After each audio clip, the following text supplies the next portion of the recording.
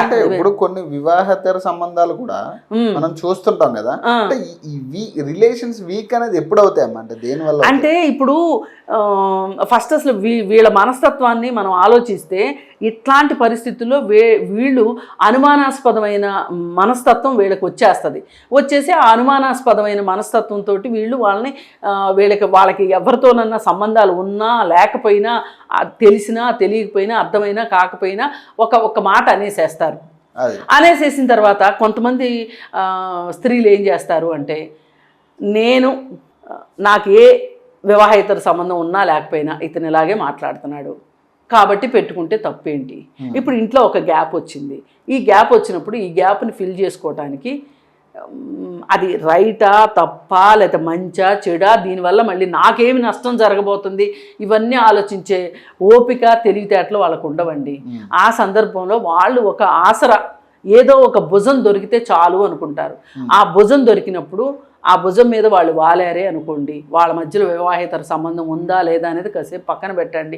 ఏదో ఒక స్వాంతన, ఏదో ఒక స్నేహం, ఏదో ఒక వీళ్ళ బాధని అర్థం చేసుకుంటాం అంటే ఒక సహానుభూతిని పొందినా కూడా దానిని మళ్ళీ అవతల మనిషి సరైన వాడు కాలేదు అనుకోండి, దీని నుంచి మళ్ళీ ఈ అమ్మాయిని వేధించడం మొదలవుతుంది. ఇప్పుడు ఇక్కడ చూసుకుంటే ఏమవుతుందంటే, ఎన్ని రకాలుగా చూసినా ఇక్కడ బలైపోయేది స్త్రీయే ఈ వివాహేతర సంబంధాల వల్ల. అయితే ఇవి నిజమైన వివాహేతర సంబంధాలు, నిజంగా జరిగిన వివాహేతర సంబంధాల గురించి మనం ఇప్పుడు మాట్లాడుకున్నాం.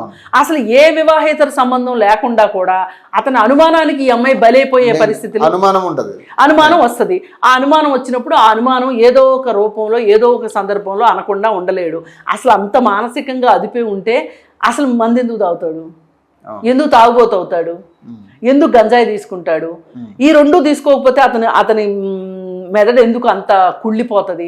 అంత అశాంతికి అతను ఎందుకు గురవుతాడు? అందుకోసం ఏంటి అంటే, ఈ మద్యపానం అలవాటు ఉన్న పురుషులకి కొంతమంది స్త్రీలకు కూడా అలవాటు ఉంటుంది. ఇప్పుడు రీసెంట్గా మనం తెలంగాణలో చూసాం, ఒక తల్లి కళ్ళు తాగుతుంటే కళ్ళు తాగొద్దని భర్త వారించాడని చెప్పి 3 పిల్లల్ని నీళ్ళల్లో వేసి చంపేసింది. 3 పిల్లలు చనిపోయారు. ఇప్పుడు ఆ అమ్మాయి జైల్లో ఉంది. ఇప్పుడు దీనికి మనం ఇప్పుడు ఇలా చేస్తున్న భర్తలు కూడా ఉంటారు. ఏంటి, ఈ వివాహేతర సంబంధాలు అంటగట్టే విషయం కాసేపు పక్కన పెట్టి వీళ్ళు ఏం చేస్తారంటే, ఈ భార్య మీద కక్ష తీర్చుకోవాలి అని అనుకున్నప్పుడు వీళ్ళకి పిల్లలు ఆయుధాలు అవుతారు. ఆడవాళ్ళకి కావచ్చు, మగవాళ్ళకి కావచ్చు. ఇప్పుడు ఈ పిల్లల్ని చంపేసేస్తే వీళ్ళు కుళ్ళు ఏడుస్తారు, వీళ్ళకి గుణపాఠం చెప్పాము అని అనుకుంటారు. ఇవన్నీ కూడా ఈ అలవాట్ల తాలూకు వచ్చిన అవలక్షణాలు. ఇవన్నీ వీటిని కేవలం మానసిక చికిత్స ద్వారా మాత్రమే నయం చేయగలుగుతాము. కానీ ఇప్పుడు ఇందులో ఎలాంటి శిక్షలు పడవచ్చు అంటే, ఇప్పుడు హత్యానేరమే అది. నిజంగా ఆమెకు వివాహేతర సంబంధం ఉన్నప్పటికీ కూడా అది హత్యానేరమే, జైలుకి వెళ్లాల్సిందే. అయ్యో పాపం అలా ఆవిడ ఇతను చాలా రాసి రంపాన్ని పెట్టింది అనే సెక్షనే ఉండదు ఇక్కడ.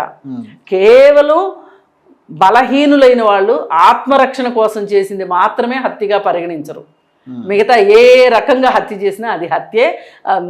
302 ప్రకారమే శిక్షిస్తారు.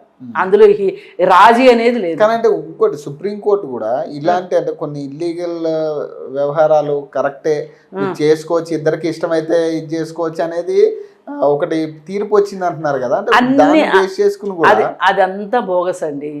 వాళ్ళు వివాహేతర సంబంధాలు తప్పు కాదు అన్నది ఎక్కడంటే, ఎవరి విషయంలోనంటే, ఏ భార్యాభర్త సంబంధం లేని స్వతంత్రులైన వ్యక్తుల మధ్యలో మేజర్లైన వాళ్ళు పెళ్లిగా కాకుండా వివాహేతర సంబంధాలు కొనసాగించవచ్చు అని చెప్పారు. అంతేగాని ఒక భార్య ఉండగానో ఒక భర్త ఉండగానో వివాహేతర సంబంధాలు కలిగి ఉండమని కాదు సుప్రీంకోర్టు చెప్పింది.